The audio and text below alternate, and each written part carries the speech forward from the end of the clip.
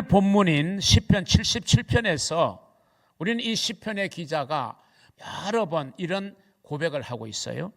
나의 환난 날에 내가 주를 찾았으며, 이게 엄청난 지금 환난을 당하고 있음을 우리에게 보여주고 있죠. 내 영혼이 위로받기를 거절하였도다. 위로받기를 거절할 조차 그 정도의 어떤 환난, 어려움이죠. 불안하여 근심하니 내 심령이 상하도다. 마치 심령을 깎아먹는 것처럼 그렇게 불안하고 근심, 초조, 불안이 그를 지금 엄습하고 있다는 거예요. 그래서 그는 자신의 처지를 비관하고 있는 그런 내용을 우리가 이 본문에서 보게 돼요. 그러나 그것이 본문의 핵심은 아니죠. 그런 상황에 시편의 기자가 놓여 있지만 환난 날이고, 그리고 인생의 어두운 밤을 지금 지나고 있고, 너무나도 불안하고 근심이 내 심령을 상하게 할 만큼의 그런 어려운 현실이 놓여 있지만, 그런데 그것을 자기는 어떻게 극복했는가? 어떻게 영적 침체, 여기에는 모든 것이 포괄되어서 있는 표현입니다. 불안하다든지 어렵다든지 힘들다든지 답답하다든지 앞길이 꽉 막혀 있다든지 마음이 막 꽉 막혀가지고 숨이 차고 금방이라도 어떻게 될 것만 같은 그런 암담한 현실, 이 모든 걸 다 통틀어서 우리 그리스도인들에게 영적인 침체, 이렇게 한번 표현해 보는 겁니다. 이 영적인 침체에서 벗어날 수 있다. 이 길을 오늘 이 시편의 기자는 우리에게 잘 보여주고 있기 때문에 이 시편 77편의 말씀을 통하여 우리 모든 그리스도인들이 영적 침체에서 벗어나는 세 가지의 길을 우리가 발견하기를 원하고, 이 세 가지의 길을 여러분 자신의 삶에 적용하여 큰 은혜를 경험하게 되는 우리 성도들이 되시기를 먼저 주님의 이름으로 축원합니다. 첫 번째는 영적인 침체를 벗어나려고 하면 기도해야 합니다. 너무 단순하고 너무 당연한 이야기처럼 여러분이 들려질 겁니다. 그런데 다른 방법이 없어요. 영어를 공부하는 사람에게 고민이 있다면 내가 어떻게 하면 좀 단시간 내에 더 빠른 방법으로 내가 영어를 정복할 수 없을까? 그런데 이제 유명한 그 영어 참고서의 앞부분 머리말에 보면요, 그런 표현이 있어요. 영어에는 왕도가 없다. 유명한 표현이었죠. 영어에는 왕도가 없습니다. 꾸준하게 성실하게 시간을 투자해야만이 그 영어를 정복할 수 있다. 그런 의미죠. 왕도가 없는 거예요. 여러분, 우리가 영적 침체 다른 길이 없습니다. 기도해야 합니다. 너무나도 당연하고 너무나도 단순하고 귀에 박히도록 들은 이야기지만 다른 길이 없는 거예요. 영적 침체를 벗어나는 첫 번째의 길은 기도해야 한다 하는 것입니다. 오늘 본문 1절에 보면은 내가 내 음성으로 하나님께 부르짖으리니 내 음성으로 하나님께 부르짖으면 내게 귀를 기울이시리로다. 결국 지금 시편의 시작은, 이 시편의 시작은 기도로 시작하는 거잖아요. 그런데 기도할 수밖에 없는 것은 그 다음에 쭉 나오는 것처럼 지금 나는 엄청난 환난에 처해 있다.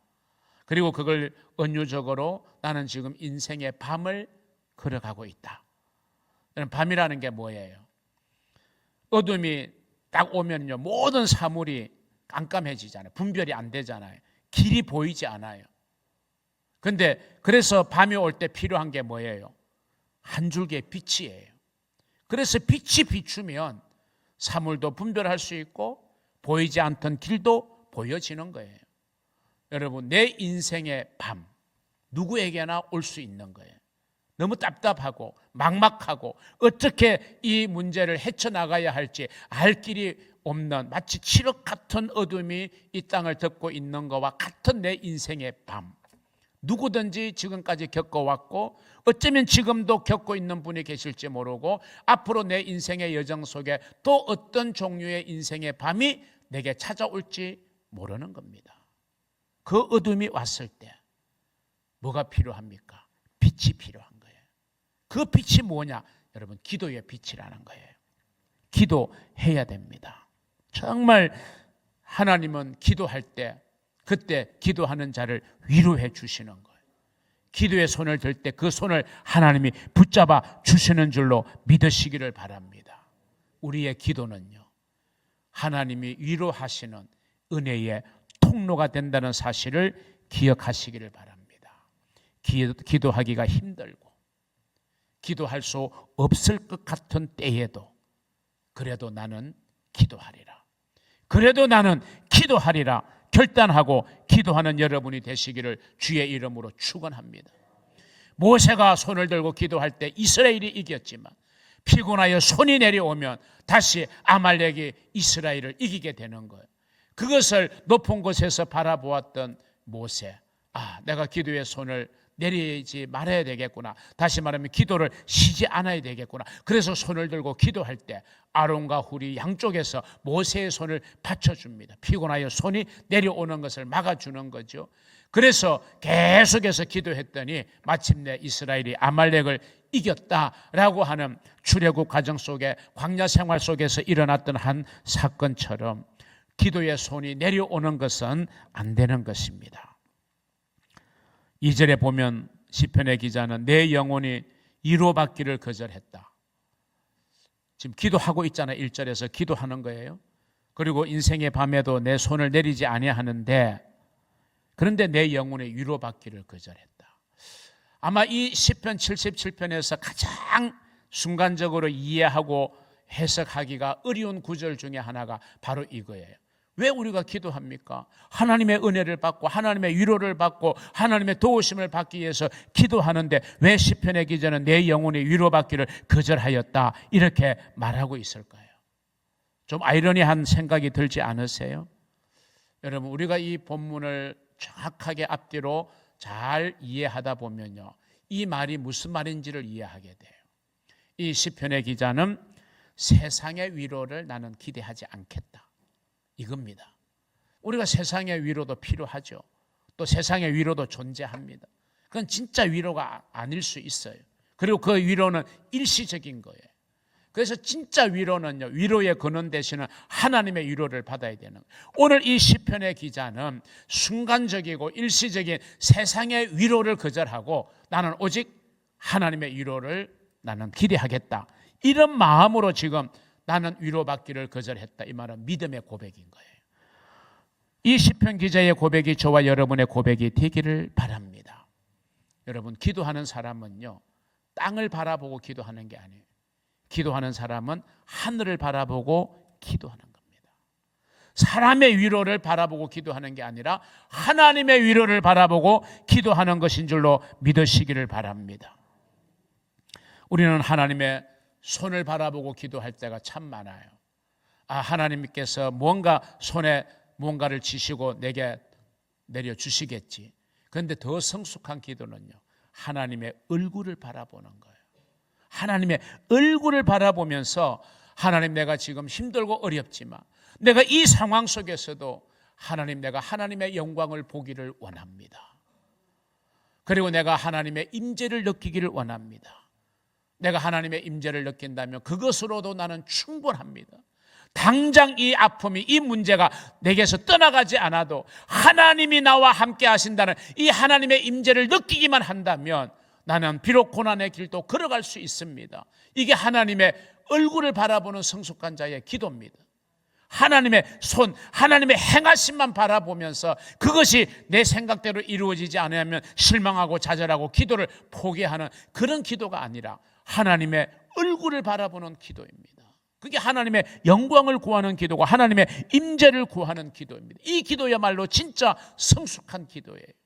자녀가 무언가를 요청할 때 부모의 손에서 무언가 지어져서 자기에게 건네줄 것만 생각하고 부모를 쳐다보지 않고 손만 쳐다보고 구하는 것은 올바른 자세가 아닌 것처럼 우리는 하나님의 손만 바라보는 기도가 되어서는 안 돼. 하나님의 얼굴, 하나님의 영광, 하나님의 임재를 우리가 느끼며 바라보는 그런 기도자가 될 수 있기를 주의 이름으로 축원합니다. 여러분의 기도가 성숙한 기도가 되어져서 영적인 침체와 절망의 상황을 극복하는 복된 성도들이 되시기를 주님의 이름으로 축원합니다. 두 번째는요, 영적인 침체를 벗어나려면 찬양해야 합니다. 영적 침체와 위기, 절망의 상황을 벗어나는 두 번째 길은 찬양입니다. 6절을 보시면요, 밤에 부른 노래라는 표현이 있어요. 밤에 부른 노래. 사실 밤은 노래하는 때가 아니죠. 밤은 노래하는 때가 아니에요.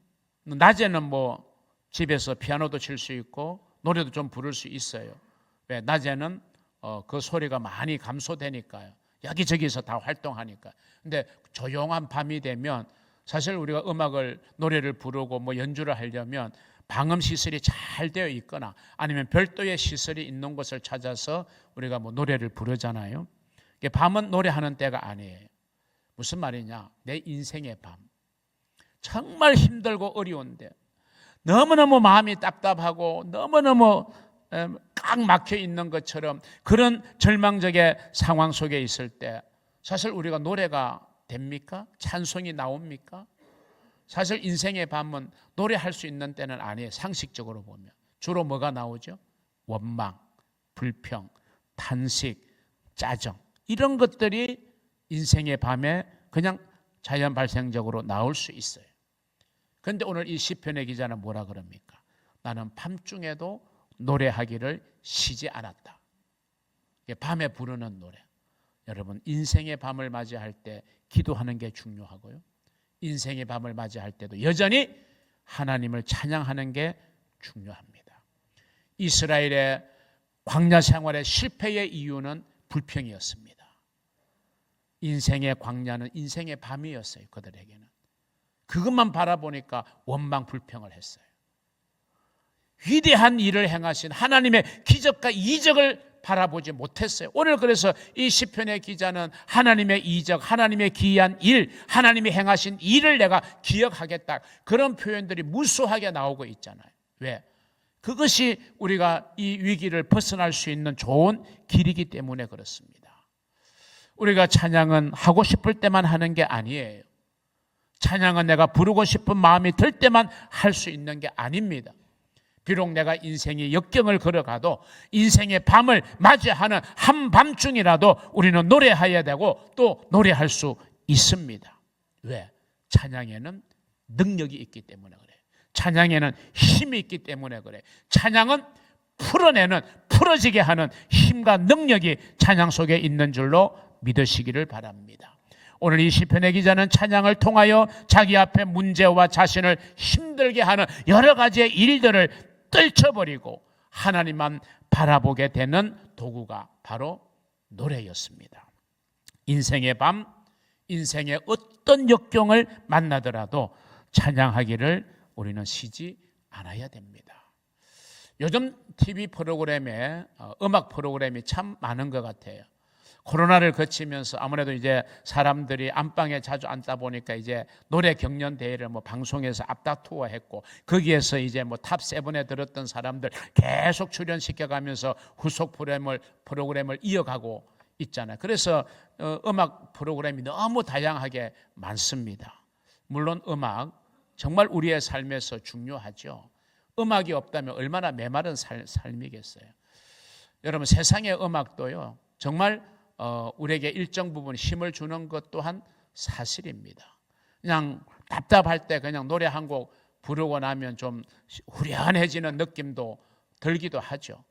또 여러분, 우리가 밤중에 심부름을 가야 되는데 그 어두운 밤길 두려움에 쌓여서 막 노래를 부르면서 뛰어갔던 어린 시절의 추억이 아마 있을 겁니다. 저도 그랬으니까요. 왜? 밤에는 두려우니까요. 요즘처럼 가로등이나 도로가 좋은 것도 아니고 흙길에다가 캄캄한 길을 갔다 와야 되거든요. 두렵잖아요.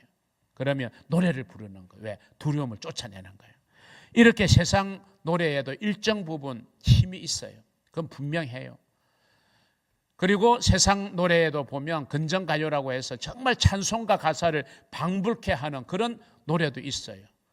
손을 내밀어 어두운 곳을 밝혀주리라. 찬송가라고 착각할 정도잖아요. 어두운 곳에 손을 내밀어 밝혀주리라. 얼마나 좋은 가사예요. 아무리 세상 가요가 좋다고 해도 가요와 찬양의 차이가 있어요. 가요든 찬송이든 곡조도 있고 멜로디도 있고 가사도 있어요.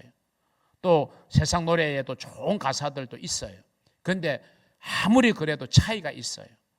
가요와 찬송의 차이는 방향의 차이입니다. 방향. 가요가 지향하는 방향과 찬송이 지향하는 방향은 다르다는 거예요. 세상의 가요는 하나님을 향하게 하지 않아요. 그런데 찬송은 찬송하는 자를 하나님을 향하게 한다니까요. 이 방향의 차이가 엄청난 차이인 것입니다. 그래서 가요는 어떤 면에서 스스로의 감정에 몰입하게 되는 경우도 있고, 그래서 계속 부정적인 가사로 이루어진 내용을 부르다 보면 그렇게 노래 부른 대로 운명이 지어졌던 많은 가수들이 있음을 우리는 알잖아요. 여러분, 찬양은 하나님을 향하게 하고 하나님을 바라보게 하는 것입니다. 그리고 찬양은 하나님을 묵상하게 하는 거예요.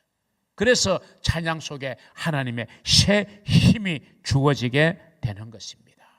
사랑하는 성도 여러분, 여러분이 살아가면서 힘들고 어려울 때마다, 절망과 낙심의 늪에 빠지게 될 때마다, 바울과 실라가 감옥이라는 환경, 그 암울한 환경 속에서 인생의 밤을 맞이했으면서도 밤새도록 기도하고 찬송하고 기도함으로 모든 것에서 벗어날 수 있었다는 사실을 기억하면서 기도와 찬양으로 여러분의 삶을 헤쳐나가시는 그런 성도들이 되시기를 주님의 이름으로 축원합니다.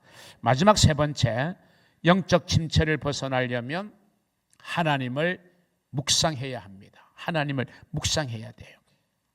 오늘 이 시편의 기자는 하나님을 묵상해요. 그런데 어떤 하나님을 묵상하느냐? 그냥 개념 속에, 지식 속의 하나님이 아니라 현재도 살아서 역사하시고 일하시는 하나님, 현존하시는 하나님을 이 시편의 기자는 묵상하는 거예요. 문제를 보지 않고 하나님을 보는 것이 시편 기자가 오늘 우리에게 주는 소중한 교훈입니다. 그래서 오늘 본문의 말씀을 제가 길게 읽어드렸습니다마는 그 내용의 말씀을 보면 내가 하나님의 구원을 기억하고 하나님이 이전에 행하신 일들을 기억하고 자꾸 그 하나님이 하신 일을 내 입으로 읊조리고 그리고 자꾸 그 일을 생각한다. 그래서 하나님께 집중한다는 거예요. 하나님을 묵상한다는 거예요. 하나님을 바라본다는 것이에요. 이게 문제 해결의 길임을 시편의 기자는 우리에게 말하고 있는 겁니다. 저를 비롯해서 우리 모두는 때때로 우리에게 주어져 있는 문제, 우리의 환경을 너무 많이 바라보고 묵상하고 거기에 사로잡혀 있다가 낭패를 당하기도 합니다. 문제에 집중하다가 보면 오히려 문제에 사로잡혀서 정서적으로나 또 영적으로 우리가 짓눌리기도 하는 것을 보게 되는 거예요. 그래서 여러분, 지혜로운 성도는요, 문제를 바라보지 않습니다. 그 문제에 답이 있어요. 학생들이 풀어야 되는 문제에는 반드시 해답이 있어요. 선생님이 해답을 가지고 있어요. 그 해답의 기준에서 채점을 하는 것처럼 우리 인생의 문제의 해답은 우리 하나님께 있음을 믿으시기를 바랍니다. 그래서 문제보다는 하나님을 바라보는 것이 필요한 거예요. 문제에 압도당해가지고 더 나를 힘든 곳으로 몰아가지 말고 하나님을 바라보아야 할 것입니다.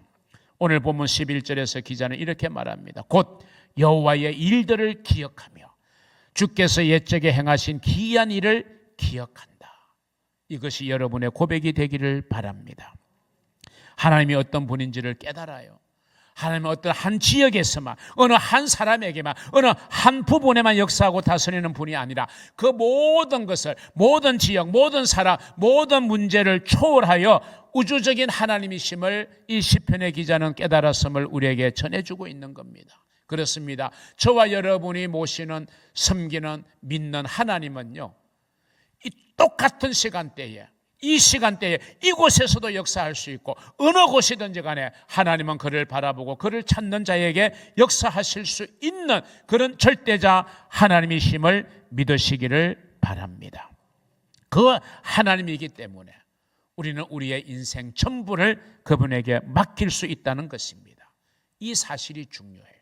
이 인식, 이 사고의 전환이 우리에게 있어야 되는 겁니다. 새로운 깨달음이 일어나야 되는 것, 시편의 기자처럼. 내 인생의 모든 것은 하나님의 손에 있다.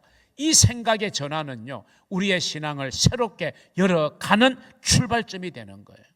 세상 학문에서도 인식의 전환을 많이 이야기하잖아요. 인식의 전환이 정말 중요해요.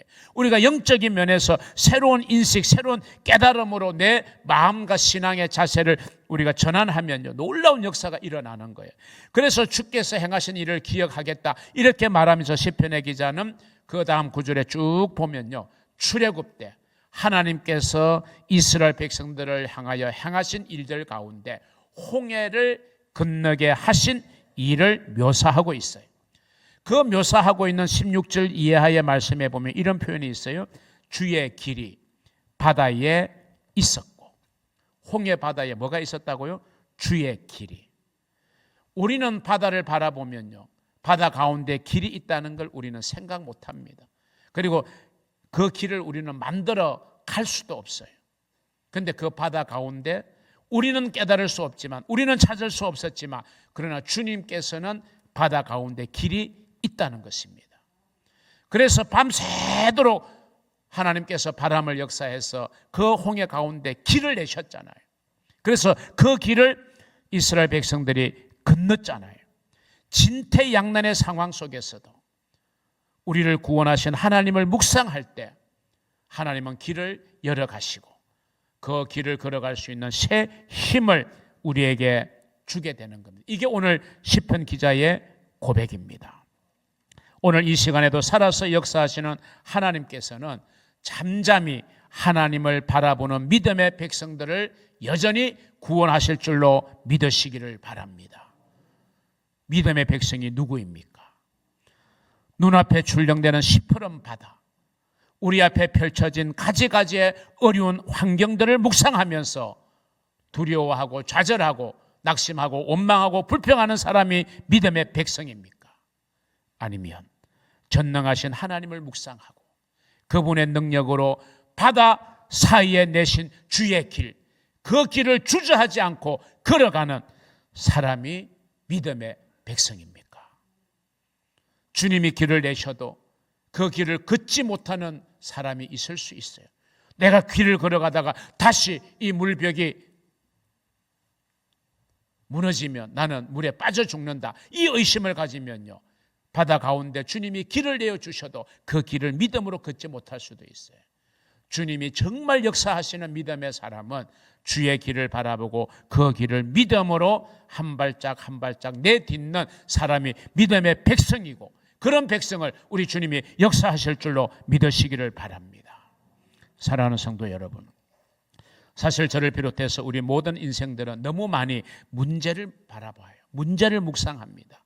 그러다가 문제에 압도되어져 가지고 그 문제 때문에 숨이 막혀 버릴 지경이 우리에게는 너무 많아요. 그리고 그것 때문에 우리는 아무것도 할 수 없게 되어 좌절하고 낙심하게 되며 불평하게 되는 것이 어쩌면 저와 여러분의 지나온 시절의 모습이었을지도 모릅니다. 그러나 성도 여러분, 아까 말씀드린 안나 홀처가 베토벤에게 그렇게 조언했던 것처럼 문제를 바라보지 말고 하나님을 묵상하시기를 바랍니다. 비록 예기치 못한 영적 침체와 위기의 상황을 만나더라도 그 상황 속에서 우리가 절대로 포기하거나 낙심하거나 원망 불평하지 말고 문제의 해결자 되시는 하나님을 바라보고 묵상할 때에 바다 가운데 길을 내시는 능력의 하나님께서 저와 여러분의 캄캄한 길이라도 그 길을 예비해 주실 것이고 그 길을 걸어갈 수 있는 새로운 희망과 용기를 허락하여 주실 것입니다. 그러기에 성도 여러분, 기도하십시오.